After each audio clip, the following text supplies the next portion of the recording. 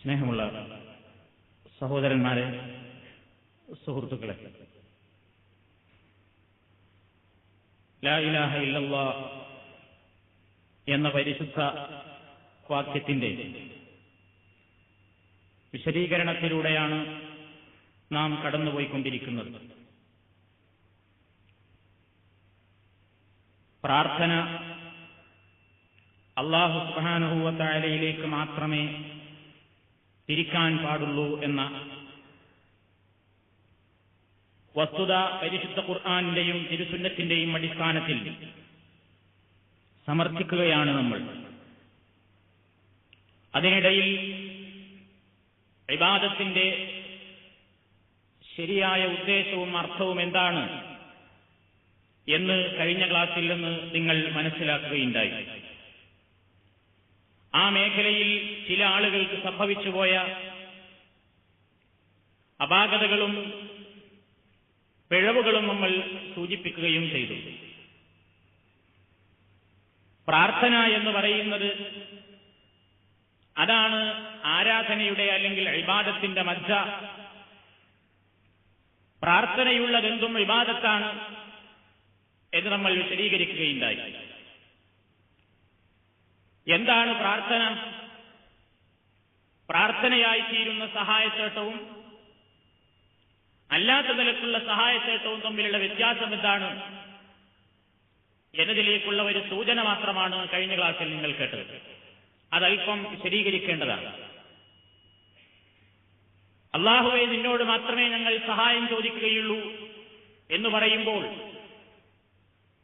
ജീവിതത്തിൽ നമ്മൾ പലരോടും സഹായം അഭ്യർത്ഥിക്കുന്നുണ്ടല്ലോ, പലരെയും വിളിച്ച് സഹായം തേടുന്നുണ്ടല്ലോ പല കാര്യത്തിനു വേണ്ടിയും. എങ്കിൽ ഇസ്ലാമിൽ അനുവദിക്കപ്പെട്ട സഹായത്തേട്ടവും അനുവദനീയമല്ലാത്ത ശിർക്കും കുഫറുമായി പോകുന്ന സഹായത്തേട്ടവും ഉണ്ട്.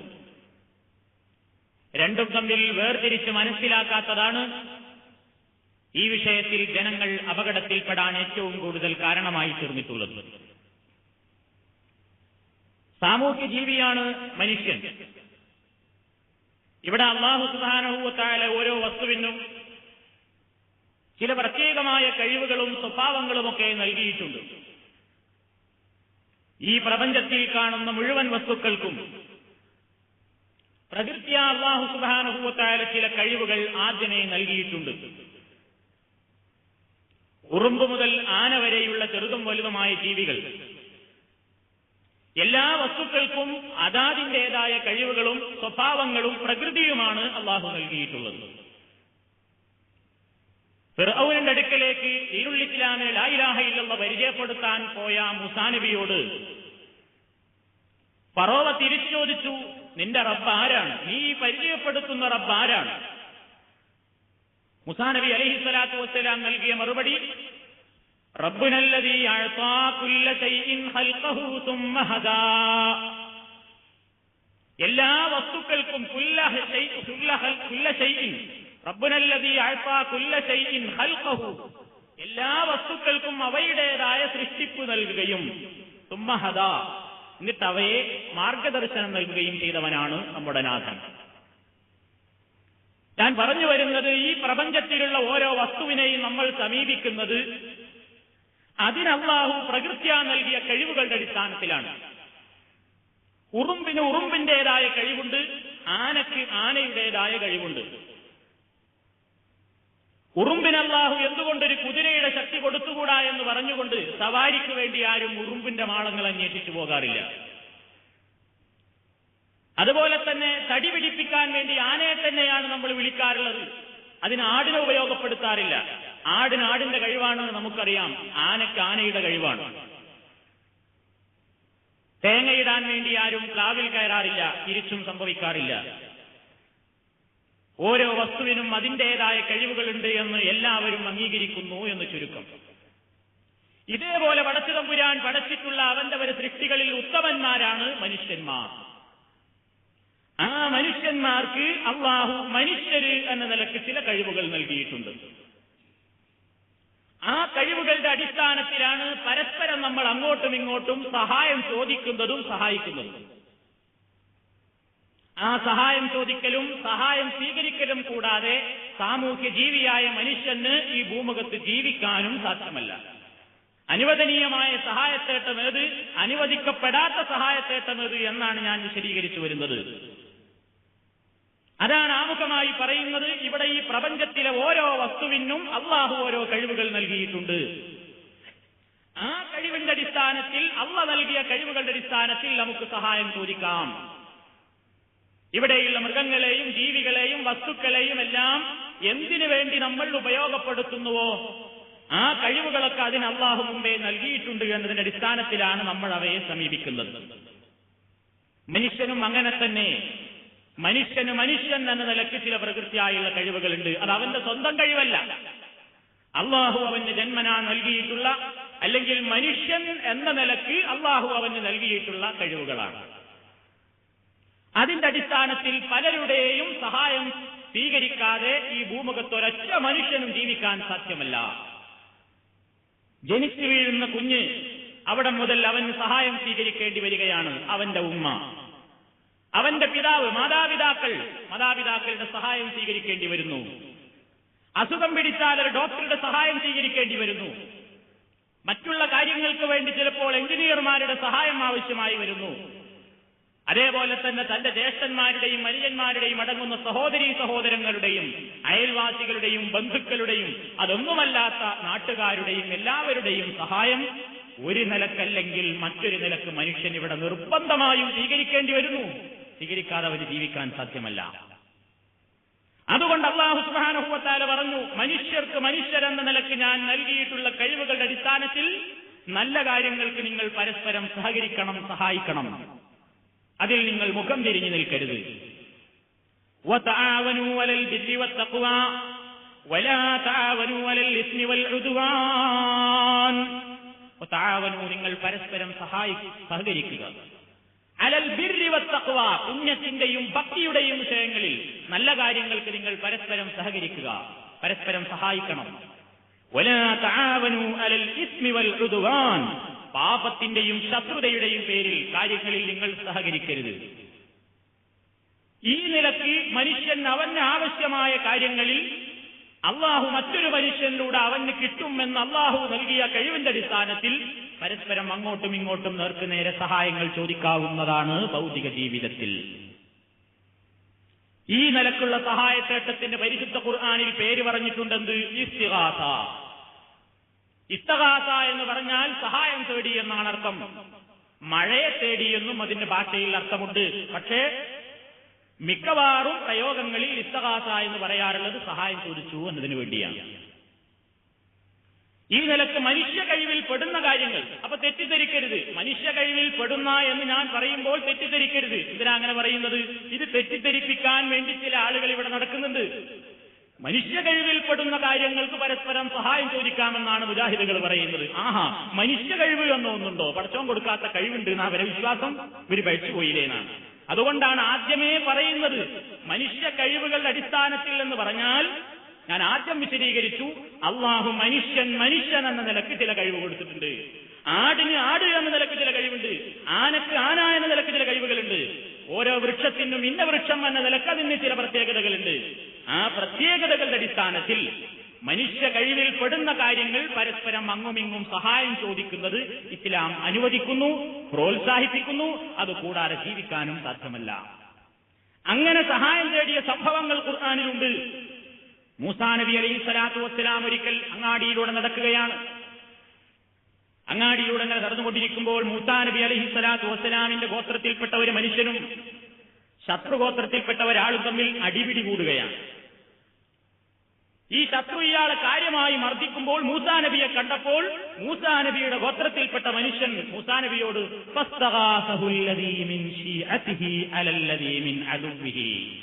അള്ളാഹു അങ്ങനെയാണ് അതിനെ സംബന്ധിച്ച് പറഞ്ഞത്.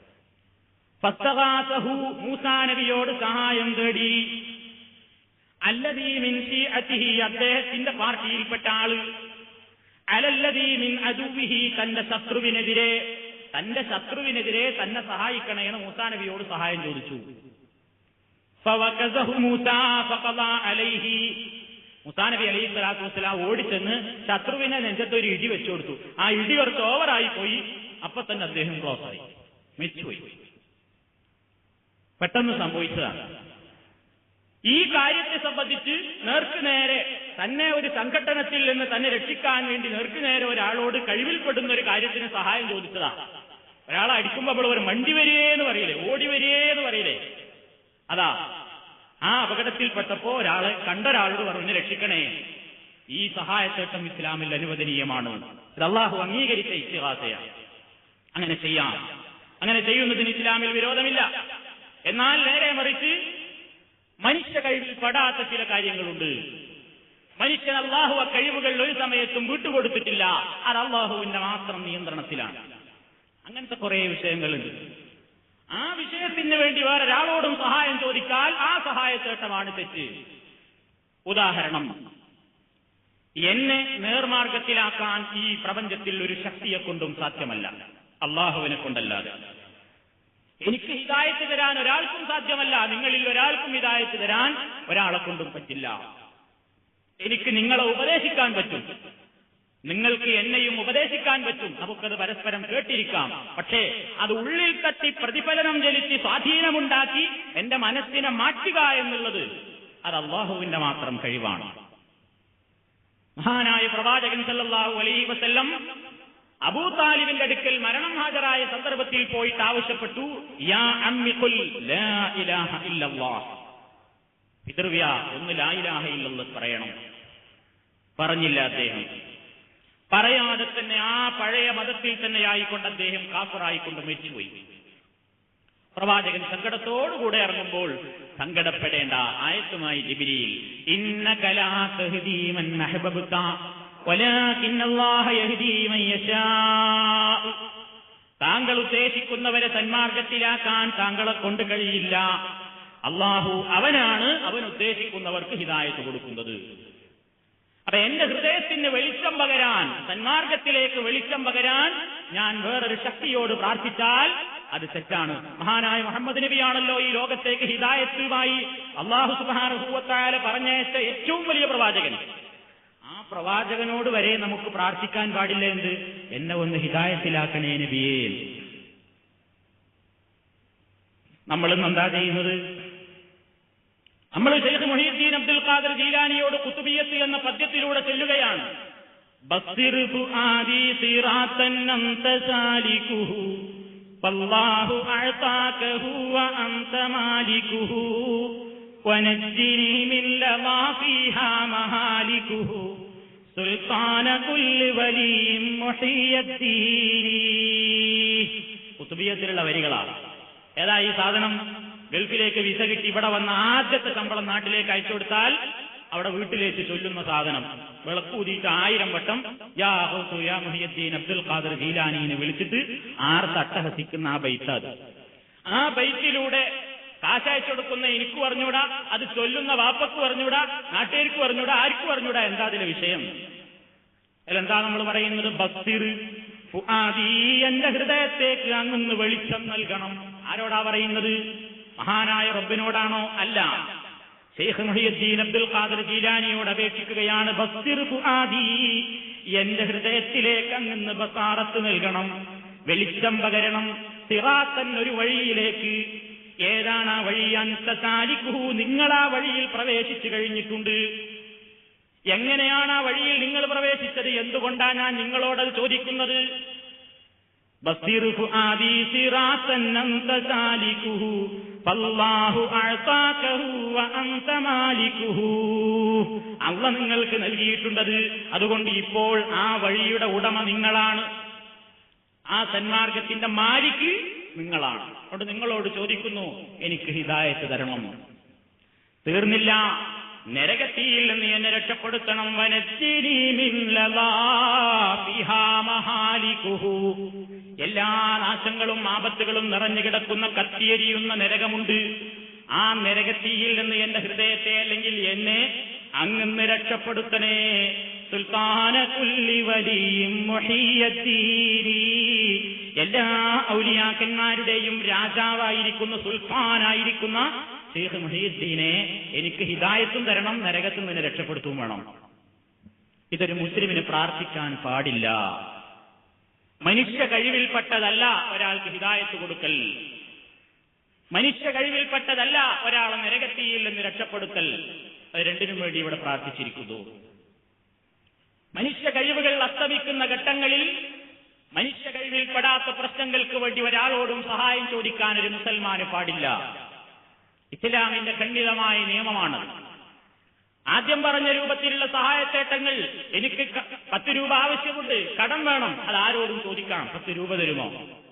കടം വാങ്ങുന്നു, നമ്മൾ റേഷൻ ഷോപ്പിൽ പോയി അരി വാങ്ങുന്നു, ഡോക്ടറുടെ സഹായം തേടുന്നു ചികിത്സയ്ക്ക് വേണ്ടി, അങ്ങനെയുള്ള എല്ലാ പ്രശ്നങ്ങളും നടക്കുന്നു. പക്ഷേ ആ ഡോക്ടർ മരിച്ചുപോയി. സാധാരണയായി നമ്മളെ ചികിത്സിച്ചിരുന്നൊരു ഡോക്ടർ, അയാൾ മരിച്ചുപോയതിന് ശേഷം ഞാൻ എന്റെ റൂമിലിരുന്നിട്ട് ഇങ്ങനെ വിളിക്കുന്നു, ഡോക്ടറെ എനിക്ക് പനിയാണ്, എന്റെ രോഗം ശിപ്പയാക്കണം. ഒരു വിഭാഗം ആൾക്കാർ പറയുന്നത് ഡോക്ടർ ചികിത്സിക്കാൻ വേണ്ടി റൂമിലിരുന്നിരുന്ന സമയത്ത് അദ്ദേഹത്തോട് പോയി ആവശ്യപ്പെടുന്നത് പോലെ തന്നെയാണ് ഖബറിന് പോയി ആവശ്യപ്പെടുന്നതും. രണ്ടും സഹായത്തേട്ടം ഒരേപോലെ തന്നെയാണ്. ആദ്യത്തേത് പറ്റും എന്നുണ്ടെങ്കിൽ രണ്ടാമത്തേതും പറ്റും എന്നാണ് ഇവർ വാദിക്കുന്നത്. അത് ശരിയല്ല. പരിശുദ്ധ ഖുർആനിന്റെ ഖണ്ഡിതമായ തീരുമാനങ്ങൾക്കെതിരാണ്. അള്ളാഹുവിനോട് മാത്രമുള്ള സഹായത്തേട്ടത്തിനും അള്ളാഹു പ്രയോഗിച്ചത് ഇസ്തിഗാസ എന്നാണ്. ബദർ യുദ്ധത്തിന് പോകാൻ വേണ്ടി ഒരുങ്ങി നിൽക്കുമ്പോൾ മഹാനായ പ്രവാചകനും സഹാബത്തും കൂടെ അള്ളാഹുവിന്റെ മുമ്പിൽ കൈനീട്ടിക്കൊണ്ട് പ്രാർത്ഥിച്ച പ്രാർത്ഥനയെ സംബന്ധിച്ച് അള്ളാഹ് പരിചയപ്പെടുത്തിയതും എന്താണ്? ഇത് തസ്തഗീസൂന റബ്ബക്കും ഫസ്തജാബ ലക്കും അന്നീ മുമിദ്ദുക്കും ബിഅൽഫിൻ മിനൽ മലായികതി മുർദിഫീൻ.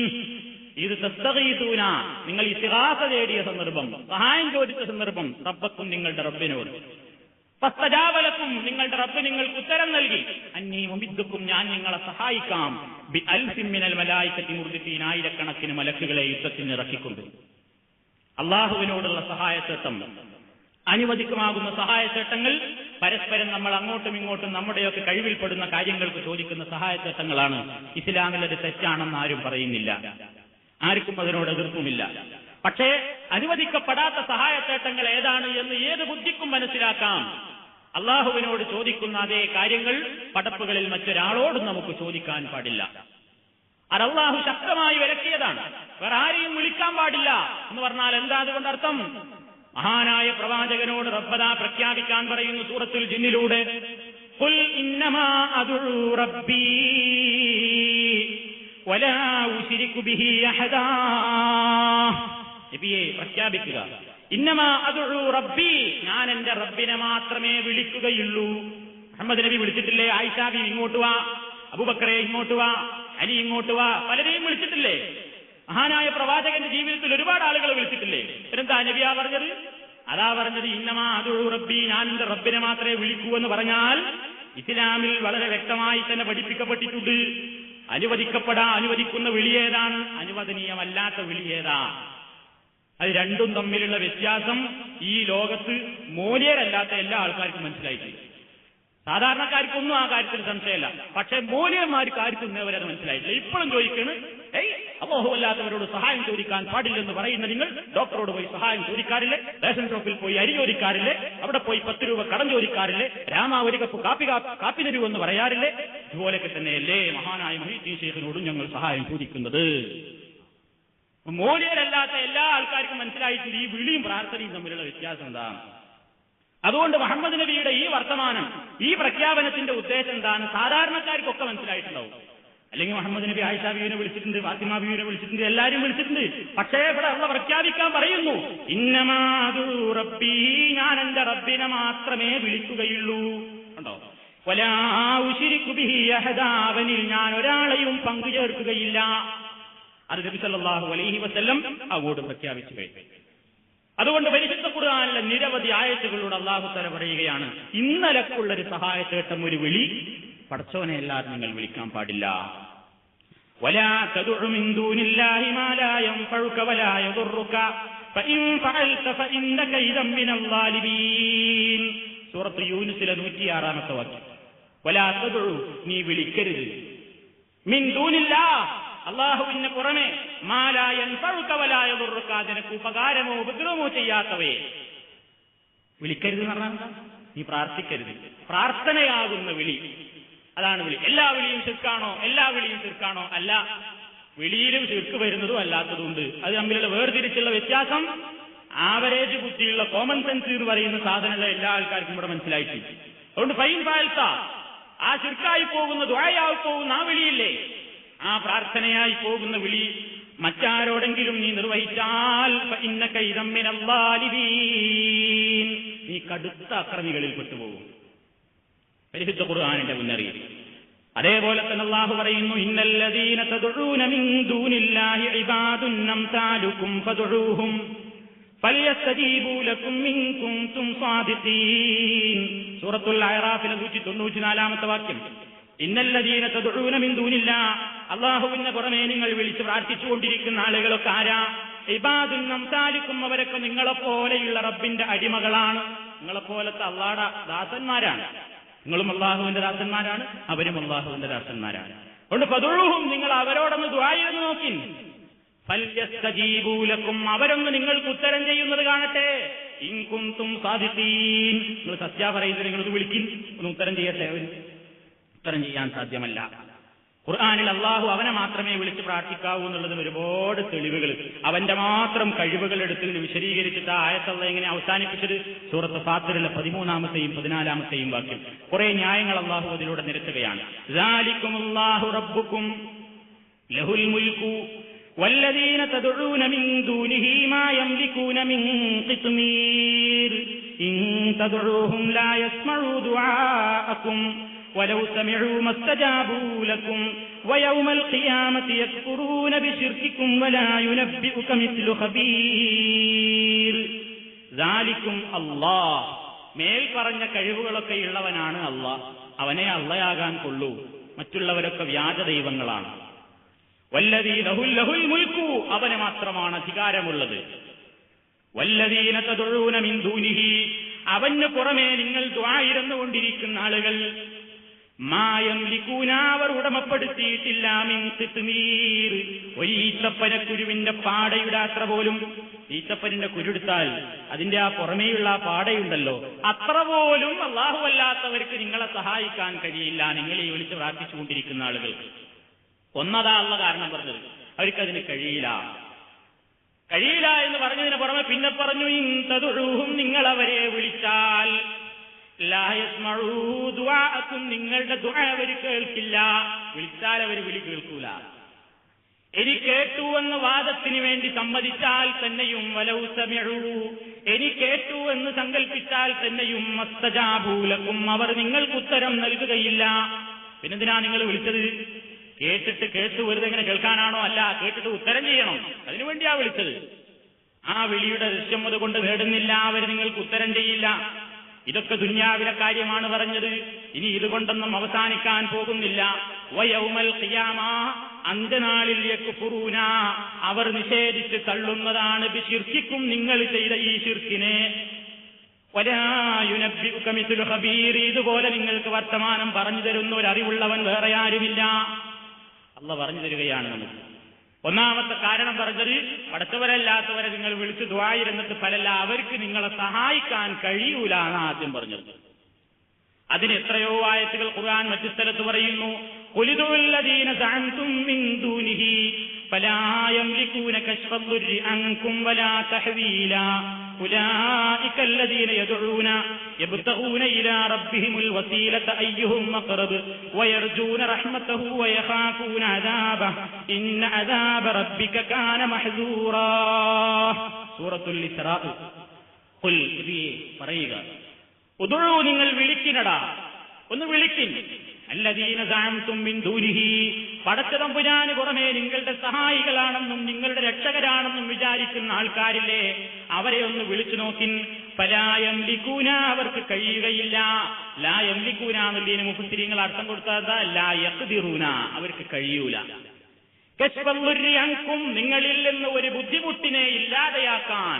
വലാ തഹ്വീല, ഒന്ന് മറ്റൊന്നാക്കി തിരിച്ചുവിടാനോ അവരെ കൊണ്ട് പറ്റില്ല, കഴിയൂല. അവർ നിങ്ങൾ ഈ വിളിച്ച് പ്രാർത്ഥിച്ചുകൊണ്ടിരിക്കുന്ന ആളുകളുടെ തന്നെ അവസ്ഥ എന്താണ്? യബ്തഗൂന ഇലാ റബ്ബിഹിമുൽ വസീലത അയ്യുഹും അഖ്റബ്, അവരിൽപ്പെട്ട ഏറ്റവും വലിയ വലിയ മഹാന്മാരായ ആൾക്കാർ പോലും അള്ളാഹുവിലേക്ക് അടുക്കാനുള്ള വഴി ആരാഞ്ഞുകൊണ്ടിരിക്കുകയാണ്. വയർജൂന റഹ്മതഹു, അല്ലാഹുവിന്റെ അനുഗ്രഹങ്ങളെ അവർ ആശിച്ചുകൊണ്ടിരിക്കുകയാണ്. വയഖാഫൂന അദാബഹു, അവന്റെ ശിക്ഷയെ അവർ ഭയപ്പെട്ടുകൊണ്ടിരിക്കുകയാണ്. അള്ളാഹുടെ ശിക്ഷ ഭയപ്പെട്ട് അവന്റെ രക്ഷയ്ക്ക് ആശയർപ്പിച്ചുകൊണ്ട് കഴിഞ്ഞുകൂടിക്കൊണ്ടിരിക്കുന്ന മഹാന്മാര് അവരുടെ തന്നെ പ്രശ്നത്തിൽ ബേജാറായിരിക്കുന്ന അവരെയാണോ നിങ്ങൾ വിളിച്ച് പ്രാർത്ഥിക്കുന്നത്? അത് ശരിയല്ല, അവർക്ക് നിങ്ങളെ സഹായിക്കാൻ കഴിയൂല. ഇതൊക്കെ അങ്ങനെ ഓതുമ്പോ എന്താ മറുപക്ഷത്തെന്ന് പറയുമല്ലോ, മുജാഹിദീങ്ങൾ ഖുർആനിൽ ഒരുപാട് ആയത്ത് ഓതുന്നുണ്ട്, സംഗതിയൊക്കെ ശരിയാണ്, പക്ഷെ അതൊക്കെ ബിംബങ്ങളെ വിളിച്ച് പ്രാർത്ഥിച്ചോലെയാണ്, ഞങ്ങൾ ബിംബങ്ങളോട് വിളിച്ച് പ്രാർത്ഥിക്കുന്നില്ല. എന്നാൽ ഈ ആയത്തിന്റെ തഫ്സീർ ഒന്നെടുത്ത് പരിശോധിച്ച് നോക്കൂ സഹോദരന്മാരെ. തഫ്സീർ ഇബ്നു കസീറിലാവട്ടെ, റാസിയിലാവട്ടെ, തബ്രീലാവട്ടെ, 7 തഫ്സീറുകളിലൊക്കെ ഈ ആയത്ത് ആരെപ്പറ്റിയാ പറഞ്ഞത്? ആരെ വിളിച്ച് പ്രാർത്ഥിക്കുന്നവരെ ആക്ഷേപിച്ചുകൊണ്ടാ പറഞ്ഞത്. കല്ലിനെ വിളിച്ചവരെയല്ല, ഷജറിനെയല്ല, ഹജറിനെയല്ല, കല്ലിനെയോ മരത്തെയോ ഒന്നും വിളിച്ച് പ്രാർത്ഥിച്ചവരെ പറ്റിയല്ല ഈ ആയത്ത് പറയുന്നത്. പിന്നെ ആരെയാ? ഈസാ നബി അലൈഹിസ്സലാത്തു വസ്സലാം, ഉസൈർ അലൈഹിസ്സലാം, മലായിക, ഈസാ നബിയെയും ഉസൈറിനെയും മലക്കുകളെയും ഒക്കെ വിളിച്ച് പ്രാർത്ഥിച്ച ആൾക്കാരെ എതിർത്തുകൊണ്ടായി ആയത്തിറങ്ങിയത്. നിങ്ങൾ വിളിച്ച് പ്രാർത്ഥിച്ചുകൊണ്ടിരിക്കുന്ന ഈ ആൾക്കാർ വരെ അള്ളാഹുവിന്റെ ശിക്ഷ ഭയപ്പെട്ടുകൊണ്ട് രക്ഷയാശിച്ചുകൊണ്ട് അവനിലേക്ക് അടുക്കാൻ ശ്രമിക്കുന്നവരാണ്. അവരെ വിളിച്ചാൽ വലാ യംലികൂന, അവർക്ക് കഴിയില്ല എന്ന് ഈസാ നബിയെയും ഉസൈറിനെയും മലക്കുകളെയും ഒക്കെ വിളിച്ച് പ്രാർത്ഥിച്ച ആളുകളെ ആക്ഷേപിച്ചുകൊണ്ടാണ് ഈ ആയത്ത് അവതരിപ്പിക്കപ്പെട്ടിട്ടുള്ളത്. തഫ്സീറുകളിൽ നമുക്കത് വായിച്ചു നോക്കിയാൽ ആർക്കും കാണാൻ സാധിക്കും. വെറും കല്ലല്ല, അല്ലെങ്കിൽ വെറും ഒരു ജീവനില്ലാത്ത വേറൊരു വസ്തുവിനെ വിളിച്ചവരോടല്ല, അള്ളാഹു അല്ലാത്ത ആളുകളെ വിളിച്ച് പ്രാർത്ഥിച്ച ആൾക്കാരെയാണ് അള്ളാഹു ആക്ഷേപിച്ചത്. ഇനിയും അവരുടെ കഴിവുകൾ അല്ല പറയുകയാണ്. യാ അയ്യുഹന്നാസു ദുരിബ മസലും ഫസ്തമിഉ ലഹു ഇന്നല്ലദീന തദ്ഉന മിൻ ദൂനില്ലാഹി ലൻ യഖ്ലുഖൂ ദുബാബൻ വലവിജ്തമഉ ലഹു വഇൻ യസ്ലുബുഹുമുദ് ദുബാബു ശൈഅൻ ലാ യസ്തൻഖിദൂഹു മിൻഹു ളഅഫത് ത്വാലിബു വൽ മത്ലൂബ്. സൂറത്തുൽ ഹജ്ജിലെ 73-ാമത്തെ ആയത്ത്. അല്ലാഹു ഇതാ ജനങ്ങളെ നിങ്ങൾക്കൊരു ഉദാഹരണം പറഞ്ഞു തരുന്നു. ഫസ്തമിഉ ലഹു, ശ്രദ്ധിച്ചു കേൾക്കിൻ എന്ന് പറയുകയാണ്. ശ്രദ്ധിച്ചിരുന്നോളിൻ എന്നുള്ള പറയുന്നു. ഇന്നല്ലദീന തദ്ഉന മിൻ ദൂനില്ലാഹ്, അല്ലാഹുവിന് പുറമേ നിങ്ങൾ വിളിച്ച് പ്രാർത്ഥിച്ചുകൊണ്ടിരിക്കുന്ന ആളുകൾ ലൻ യഖ്ലുഖൂ ദുബാബൻ വലവിജ്തമഉ ലഹു, അവരെല്ലാവരും കൂടെ ഒരുമിച്ച് കൂടിയാലും ഒരു ഈച്ചയെ പോലും പടക്കാൻ അവരെ കൊണ്ട് പറ്റില്ല. പടക്കാൻ പറ്റില്ലെന്ന് മാത്രമല്ല, അവരുടെ ശരീരത്തിൽ ഒരു ഈച്ച വന്നിരുന്നാൽ അതിനെ ആട്ടിയെടുക്കാൻ പോലും അവർക്ക് കഴിയില്ല. ബിംബത്തിന്റെ ശരീരത്തിൽ ഒരു ഈച്ച വന്നിരുന്നാൽ അതിനെ ആട്ടാൻ ആ ബിംബത്തിന് കഴിയില്ല. ഖബറിന്റെ വീസാൻ കല്ലുമ്മിൽ ഒരു കൊതുക് വന്നിരുന്നാൽ അതിനെ ആട്ടാനുള്ള ശക്തി അതിൽ കിടക്കുന്ന വലിയനില്ല, ആർക്കുമില്ല. എന്തു തന്നെ അവിടെ സംഭവിച്ചാലും അവരത് അറിയുന്നില്ല, കേൾക്കുന്നില്ല. ഒരു ശക്തിയും അവർക്ക് അതിന്റെ ശേഷം ഇനി നമ്മളെ സഹായിക്കാൻ ഇല്ല. അതുകൊണ്ട് തേടുന്നവനും ദുർബലനാണ്. ആരോടാണ് തേടുന്നതെങ്കിൽ അവരും ഈ വിഷയത്തിൽ നിസ്സഹായരാണ്, അവർക്ക് കഴിവുകളില്ല. ആ മഹാന്മാരായ ആളുകളുടെ കഴിവിനെ ഇതാ പുച്ഛിച്ച് തള്ളിയിരിക്കുന്നു എന്നാണ് ഈ പറയാ. പുച്ഛിച്ച് തള്ളിയതല്ല, അള്ളാഹുവിന്റെ വാക്യങ്ങളാണ് ഈ പറയുന്നത്. പടച്ചോൻ പറയുന്നു അവർക്ക് നിങ്ങളെ സഹായിക്കാനാവില്ല. നിങ്ങളുടെ ബുദ്ധിമുട്ടുകൾ, നിങ്ങളുടെ വിഷമങ്ങൾ, അത് അള്ളാഹുവിനല്ലാതെ നിങ്ങളെ സഹായിക്കാൻ, അല്ലെങ്കിൽ നിങ്ങളുടെ ആ വിഷമങ്ങളിൽ നിന്ന് നിങ്ങളെ രക്ഷപ്പെടുത്താൻ പടച്ചോനല്ലാതെ കഴിയില്ല. അള്ളാഹു വീണ്ടും പറയുന്നു, വഇൻ യംസസ്കല്ലാഹു ബിദുർരിൻ ഫലാ കാശിഫ ലഹു ഇല്ലാ ഹു വഇൻ യുരിദ്ക ബിഖൈരിൻ ഫലാ റാദ്ദ ലിഫദ്ലിഹി യുസീബു ബിഹി മൻ യശാഉ മിൻ ഇബാദിഹി വഹുവൽ ഗഫൂറുർ റഹീം. സൂറത്ത് യൂനുസിലെ 107-ാമത്തെ വാക്യം. അള്ളാഹു നിനക്കൊരു ബുദ്ധിമുട്ട് വരുത്താൻ ഉദ്ദേശിച്ചാൽ ഫലാ കാശിഫ ലഹു ഇല്ലാ ഹുവ, അവനല്ലാതെ അത് ഇല്ലായ്മ ചെയ്യാൻ കഴിവുള്ളവനില്ല. വഇൻ യുരിദ്ക ബിഖൈരിൻ, അള്ളാഹു നിനക്കൊരു ഖൈർ കൊണ്ടുവരാൻ ഉദ്ദേശിച്ചാൽ ഫലാ റാദ്ദ ലിഫദ്ലിഹി, അവന്റെ ആ ഫദ്ലിനെ തടുക്കാനും ഒരാളെ കൊണ്ടും സാധ്യമല്ല. ഈ അർത്ഥത്തിൽ എമ്പാടും ആയത്തുകൾ പരിശുദ്ധ ഖുർആനിലുണ്ട്. അപ്പൊ അല്ലാഹു തആല പറയുന്നത് മറ്റുള്ളവരെ വിളിച്ച് ദുആ ഇടുന്നത് കൊണ്ട് അവർക്ക് നിങ്ങളെ സഹായിക്കാൻ കഴിയില്ല എന്ന ഒന്നാമത്തെ കാര്യം. രണ്ടാമതായി അല്ലാഹു പറഞ്ഞത് അവരിത് നിഷേധിക്കും. അവർ നിങ്ങൾ വിളിക്കുന്നത് കേൾക്കുന്നേയില്ല, നിങ്ങളുടെ വിളിയെപ്പറ്റി അവർ ശ്രദ്ധിക്കുന്നേയില്ല, അവർ അശ്രദ്ധരാണ്. സൂറത്തുൽ അഹ്ഖാഫിലൂടെ ഇതേ ആശയം അല്ലാഹു പറഞ്ഞു, വമൻ അളല്ലു മിമ്മൻ യദ്ഉ മിൻ ദൂനില്ലാഹി മൻ ലാ യസ്തജീബു ലഹു ഇലാ യൗമിൽ ഖിയാമ വഹും അൻ ദുആഇഹിം ഗാഫിലൂൻ. വഹും അവർ അൻ ദുആഇഹിം ഇവരുടെ ദുആയിനെ സംബന്ധിച്ച് ഗാഫിലൂൻ അശ്രദ്ധരാണ്, ഇവരറിയുന്നില്ല. അതാ അള്ളയും പറഞ്ഞത്, നിങ്ങളവരെ വിളിച്ചാൽ ആ വിളി അവർ കേൾക്കില്ല. ഇനി കേട്ടു എന്ന് വന്നാൽ തന്നെയും അവർ ഉത്തരം നിങ്ങൾക്ക് നൽകില്ല. തീർന്നില്ല, പരലോക കോടതിയിലെത്തിയാൽ നിങ്ങൾ ചെയ്ത പണി അവർ നിഷേധിക്കും. അതാണല്ലോ പറഞ്ഞത്, വഇദാ ഹുശിറന്നാസു, ജനങ്ങളെ നാളെ ഒരുമിച്ച് കൂട്ടപ്പെട്ടാൽ കാനൂ ലഹും അഅദാ, ആ ആരെയാണ് വിളിച്ചു പ്രാർത്ഥിച്ചതെങ്കിൽ അവരിവർക്ക് ശത്രുക്കളാണ്. വകാനൂ ബിഇബാദത്തിഹിം കാഫിരീൻ. ഇവർ ചെയ്ത ഇബാദത്തുകളൊക്കെ അവരെന്ത് ചെയ്യും? നിഷേധിക്കുകയും ചെയ്യും. നിങ്ങൾ ഞങ്ങളോട് വിളിച്ചു പ്രാർത്ഥിച്ചിട്ടില്ല, ഞങ്ങളത് നിങ്ങളോട് ആവശ്യപ്പെട്ടിട്ടില്ല, ഞങ്ങൾ അങ്ങനെ നിങ്ങളോട് പറഞ്ഞിട്ടില്ല.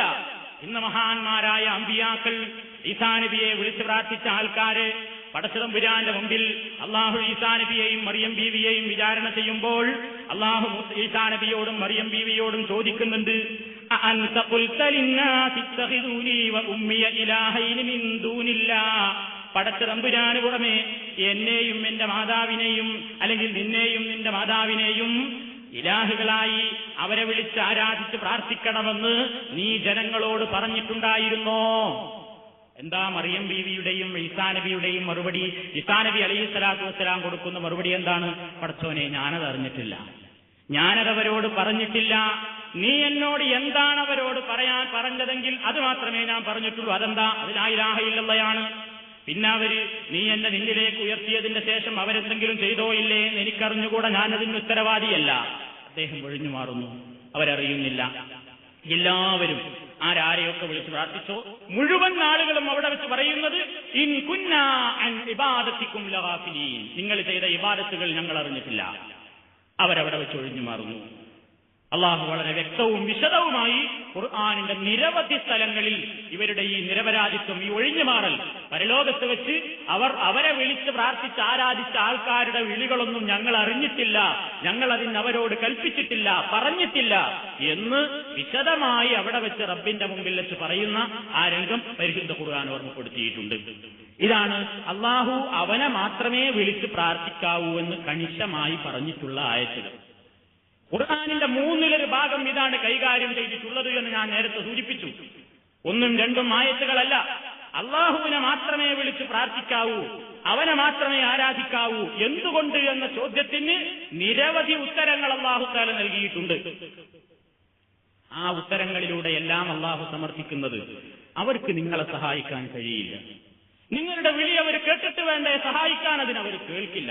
മരിച്ചവർ കേൾക്കുമോ ഇല്ലേ എന്നുള്ളത് വിശദമായ പഠനം നടത്തേണ്ടുന്ന മറ്റൊരു വിഷയമായതുകൊണ്ട് ഞാനതൊരു മറ്റൊരവസരത്തിലേക്ക് നീട്ടിവെക്കുകയാണ്. അള്ളാഹു പറഞ്ഞു, ലാ യസ്മഉ ദുആഅക്കും, നിങ്ങളുടെ ദുആ അവർ കേൾക്കില്ല. അള്ളാഹുവിന്റെ വാക്കിനാണോ വില, മറ്റുള്ളവരുടെ വാക്കിലാണോ വില? അള്ളാഹു പറഞ്ഞു, നിങ്ങൾ അവരെ വിളിച്ചാൽ ലാ യസ്മഉ, അവർ കേൾക്കില്ല. ദുആഅക്കും, നിങ്ങളുടെ ദുആ അവർ കേൾക്കില്ല. ഇനി കേട്ടു എന്ന് നിങ്ങൾ വാദിക്കുകയാണെങ്കിൽ, വലൗ സമിഉ, കേട്ടു എന്ന് സങ്കൽപ്പിച്ചാൽ തന്നെയും, മസ്തജാബൂ ലക്കും, അവർ നിങ്ങൾക്ക് ഉത്തരം നൽകില്ല. ഇനി അന്ത്യനാളിൽ ഇവർ നിങ്ങളുടെ ശത്രുക്കളുമായിരിക്കും. ഞങ്ങൾ ഇവരോടിത് പറഞ്ഞിട്ടില്ലെന്ന് പറഞ്ഞ് അവരൊഴിഞ്ഞു മാറുകയും ചെയ്യും. അപ്പോഴും നിങ്ങളാണ് പരാജയപ്പെടുക. ഇതാണ് ഖുർആനിൽ പ്രവാചകന്മാരുടെ മുഴുക്കെ മാതൃക. ആ പ്രവാചകന്മാര് മുഴുക്കെ ഈ ആദർശത്തിന്റെ അടിസ്ഥാനത്തിൽ ജീവിച്ചവരാണ്. ഞാൻ ഓരോ പ്രവാചകന്മാരുടെയും പ്രാർത്ഥനകൾ എടുത്ത് വിശദീകരിക്കുന്നില്ല. ആദം നബി അലൈഹിസ്സലാത്തു വസ്സലാമിന്റെയും നോഹ് നബി അലൈഹിസ്സലാത്തു വസ്സലാമിന്റെയും പരിശുദ്ധ ഖുർആനിൽ പേര് വന്നിട്ടുള്ള 25ഓളം പ്രവാചകന്മാരുടെ വ്യത്യസ്തങ്ങളായ സന്ദർഭങ്ങളിലുള്ള വ്യത്യസ്ത ആവശ്യങ്ങൾക്ക് വേണ്ടിയുള്ള ദുആകൾ ഖുർആനിലുണ്ട്. അതെല്ലാം വിശദീകരിക്കുകയാണെങ്കിൽ ഒരുപാട് സമയം വേണം. ഞാൻ ചുരുക്കി പറയുകയാണ്, ഒരൊറ്റ പ്രവാചകനും അല്ലാഹു അല്ലാത്തവരോട് സഹായം തേടിയിട്ടില്ല, പ്രാർത്ഥിച്ചിട്ടില്ല. പ്രവാചകന്മാരാണ് നമ്മുടെ മാതൃക. നമ്മൾ തേടിക്കൊണ്ടിരിക്കുന്നത് ആരുടെ മാതൃകയ്ക്ക് വേണ്ടിയാണ്? മഹാന്മാരായ പ്രവാചകന്മാരുടെ, സിദ്ദീഖീങ്ങളുടെ, ശുഹദാക്കളുടെ, സാലിഹീങ്ങളുടെ മാതൃകയ്ക്ക് വേണ്ടി.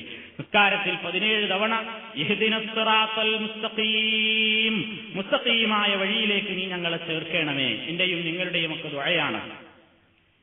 സിറാത്തല്ലദീന അൻഅംത അലൈഹിം, നീ അനുഗ്രഹിച്ച ആൾക്കാരുടെ വഴി. ആരാണ് അല്ലാഹു അനുഗ്രഹിച്ച ആളുകൾ എന്ന് ഖുർആൻ മറ്റൊരു സ്ഥലത്ത് പറയുന്നു, വമൻ യുതിഇല്ലാഹ വറസൂല ഫഉലൈക മഅല്ലദീന അൻഅമ അല്ലാഹു അലൈഹിം മിനൻ നബിയ്യീന വസ്സിദ്ദീഖീന വശുഹദാഇ വസ്സാലിഹീൻ. അമ്പിയാക്കന്മാര്, ശുഹദാക്കള്, സിദ്ദീഖീങ്ങള്, സാലിഹീങ്ങള്, ഇവരൊക്കെ നടന്ന വഴിയിൽ ഞങ്ങളെ ചേർക്കണേന്നാണ്. ഒരൊറ്റ അമ്പിയാക്കളും ശുഹദാക്കളും സിദ്ദീഖുകളും സാലിഹീങ്ങളും റഹ്മാനായ റബ്ബിനോടല്ലാതെ പ്രാർത്ഥിച്ചിട്ടില്ല, സഹായം തേടിയിട്ടില്ല. ഖുർആനിന്റെ കണിശമായ ഈ നിയമത്തിനെതിരെയുള്ള ശക്തമായ കടന്നാക്രമണം ലോകത്തിന്റെ വിവിധ ഭാഗങ്ങളിൽ ഇന്നും നടന്നുകൊണ്ടിരിക്കുന്നു. അല്ലാഹുവല്ലാത്തവരെ വിളിച്ച് സഹായം ചോദിക്കാൻ പാടില്ല. അതല്ല, അള്ളാഹു അല്ലാത്തവരെയോട് പ്രാർത്ഥിക്കാമോ ഇല്ലേ എന്നിടത്ത് വരെ എത്തി നിൽക്കുകയാണ്. അള്ളാഹു അല്ലാത്തവരെ വിളിച്ച് പ്രാർത്ഥിക്കാൻ പാടില്ല, അത് പരിശുദ്ധ ഖുർആൻ ശക്തമായ ഭാഷയിൽ എതിർത്തിട്ടുള്ള കാര്യമാണ് എന്ന് ജനങ്ങളോട് പറയുമ്പോൾ മറുപക്ഷത്തുള്ള ആളുകൾ അന്ന് പ്രസംഗിച്ചു, ഞങ്ങൾ അള്ളാഹു അല്ലാത്തവരെ വിളിച്ച് പ്രാർത്ഥിക്കുന്നില്ല, നിങ്ങൾ സഹായം തേടുകയാണ്. അള്ളാഹു അല്ലാത്തവരോട് പ്രാർത്ഥിക്കുക എന്ന് പറയുന്നത് ഒരു കാലത്ത് നമ്മുടെ മുസ്ലിയാന്മാരുടെ സമൂഹത്തിനും പേടിയായിരുന്നു എന്നർത്ഥം. വാദപ്രതിവാദ സ്റ്റേജുകളിൽ വെച്ച് അങ്ങോട്ടും ഇങ്ങോട്ടും ചോദ്യങ്ങൾ ചോദിക്കുമ്പോൾ അള്ളാഹു അല്ലാത്തവരെ വിളിച്ച് പ്രാർത്ഥിക്കാൻ ആയത്തുണ്ടോ എന്ന് ചോദിച്ചാൽ അന്നാരും ആയത്തോതാൻ ധൈര്യം കാണിച്ചിരുന്നില്ല. അള്ളാഹു അല്ലാത്തവരോട് സഹായം തേടാമെന്നേ പറഞ്ഞിരുന്നുള്ളൂ. പ്രാർത്ഥിക്കാമെന്ന് അന്ന് അവരും പറയാനുള്ള മനക്കട്ടി അവർ കാണിച്ചിട്ടില്ലായിരുന്നു. 990 വരെ വ്യക്തമായ ഭാഷയിൽ പറയാൻ ധൈര്യം കാണിച്ചിട്ടില്ല. 95 കാര്യമായ തോതിൽ അത് എഴുതിവിട്ടത്. വളരെ സങ്കടകരമായൊരവസ്ഥയാണ്. കൊട്ടപ്പുറം വാദപ്രതിവാദത്തിന്റെ ശേഷം ഷബാബ് എന്ന പേരിലൊരു വാരിക നിങ്ങൾക്കറിയാം. ഇത്തിഹാദ് ശുബാന മുജാഹിദ് പ്രസ്ഥാനത്തിന്റെ യുവഘടകത്തിന്റെ മുഖപത്രമാണ് ഷബാബ് വാരിക.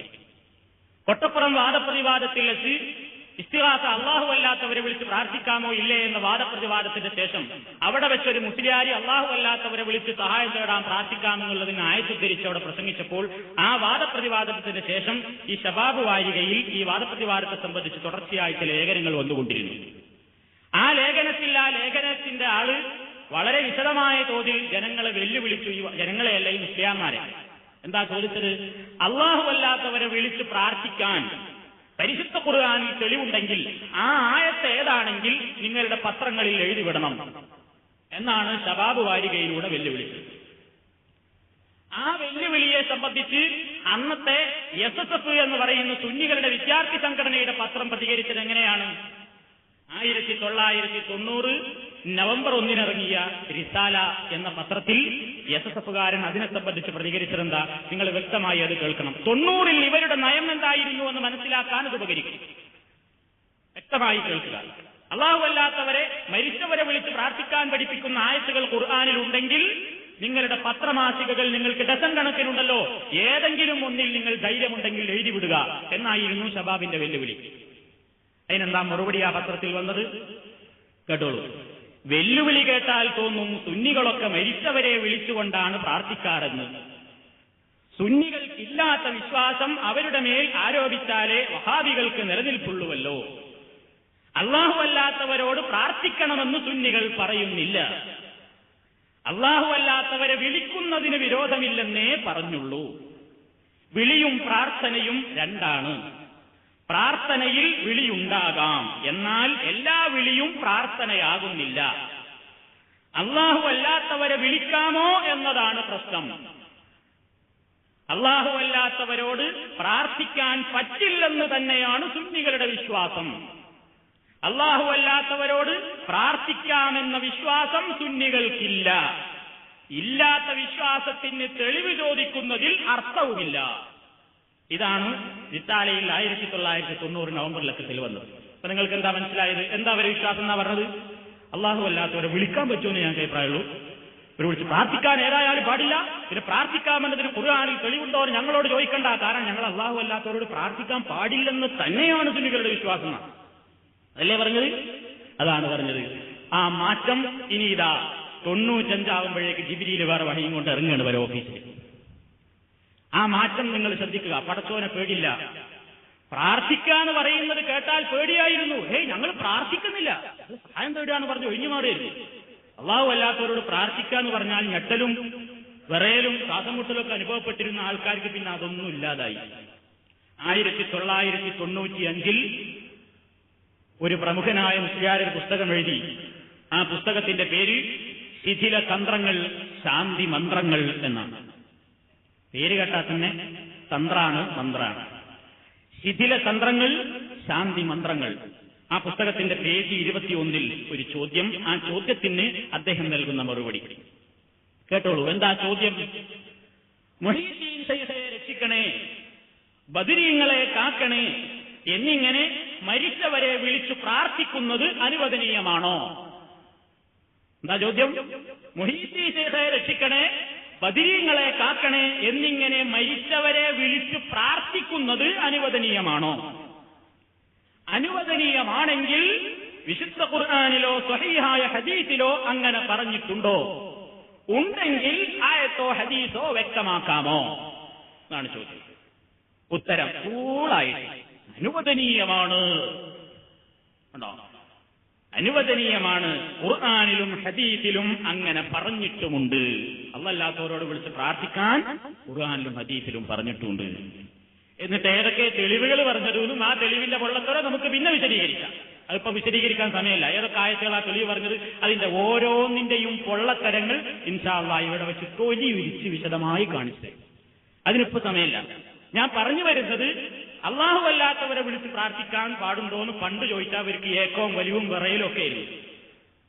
ഊനൊരു വാദപ്രതിവാദത്തിൽ അള്ളാഹു അല്ലാത്തവരെ വിളിച്ച് പ്രാർത്ഥിക്കാൻ പരിശുദ്ധ ഖുർആനിൽ ഒരു ആയത്തുണ്ടോന്ന് എടവണ്ണ അലൈമോലി മുജാഹിദ് പക്ഷത്തിൽ നിന്ന് ചോദിച്ചപ്പോ മറുപക്ഷത്തുള്ള പതി അബ്ദുൽ ഖാദർ മുസ്ലിയാർക്ക് നീ ഏക്കവും വലിവാണ് നേരം കോളം മറുപടി എന്താ?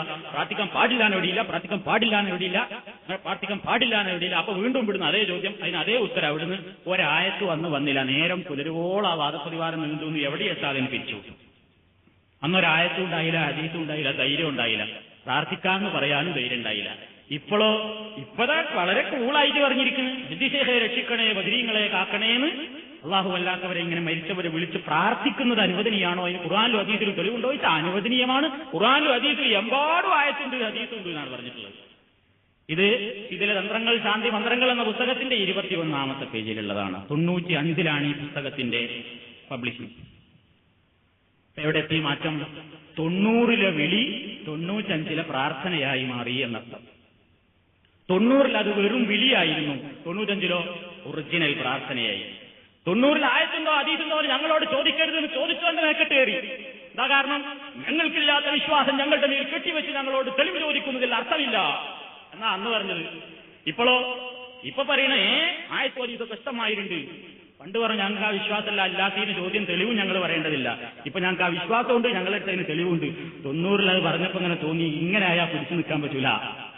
മർക്കസിലിരുന്ന് മുഷാവറ കൂടി, സുന്നഹദോസ് എല്ലാവരും കൂടെ കൂടിയിരുന്ന് 5 കൊല്ലം കെണിഞ്ഞ് ശ്രമിച്ചുണ്ടാക്കി ഒരുപാട് ആയത്തും ഹദീസും ഉണ്ടാക്കി. എന്നിട്ട് ധൈര്യസമേതം പറഞ്ഞു തെളിവുണ്ട്, അങ്ങനെ പ്രാർത്ഥിക്കാം, അനുവദനീയമാണ് എന്നും പറഞ്ഞിട്ട് ദുർവ്യാഖ്യാനത്തിന് വേണ്ടി കുറിപ്പും കൊടുത്ത് ഒരുപാട് മുസ്ലിംമാരെ കേരളത്തിന്റെ അങ്ങോളം അങ്ങോളം പറഞ്ഞു വിട്ടു. എന്തൊക്കെയാണ് അവർ പ്രചരിപ്പിച്ചതെന്ന് ഇൻഷാ അല്ലാഹ് പിന്നീട് വിശദീകരിക്കുന്നതാണ്. ഞാൻ പറഞ്ഞു വരുന്നത്, അള്ളാഹു ശക്തമായ ഭാഷയിൽ അള്ളാഹു അല്ലാത്തവരെ വിളിച്ച് പ്രാർത്ഥിക്കാൻ പാടില്ല, അത് പ്രാർത്ഥിച്ചു പോയാൽ നീ അക്രമിയായി പോകും എന്ന് കർശനവും ശക്തവുമായ ഭാഷയിൽ വിലക്കിയ അതേ യാഥാർത്ഥ്യം യാതൊരു ഉളുപ്പും പടച്ചവന് ഭയവുമില്ലാതെ വ്യക്തമായ മലയാള ഭാഷയിൽ എഴുതിവിട്ടിരിക്കുകയാണ്. അള്ളാഹു അല്ലാത്തവരെ വിളിച്ച് പ്രാർത്ഥിക്കൽ അനുവദനീയമാണ്, അതിനായത്തിലും ഹദീസിലും നിർദ്ദേശവുമുണ്ട്, തെളിവുകളുമുണ്ട് എന്ന്. ഇവിടേക്കാണ് ലോകം നീങ്ങിക്കൊണ്ടിരിക്കുന്നത്. ഇത് ശാഖാപരമല്ല, നിസ്സാരമല്ല, നമ്മുടെ അഖീദയുടെ വിഷയമാണ്. ജനങ്ങൾ അങ്ങോട്ടാണ് കൂടുതൽ, ബഹുഭൂരിപക്ഷവും അതിന്റെ പിന്നാലെയാണ്. അത് അപകടമാണ്, അത് ഏറ്റവും കടുത്ത അക്രമമാകുന്നു.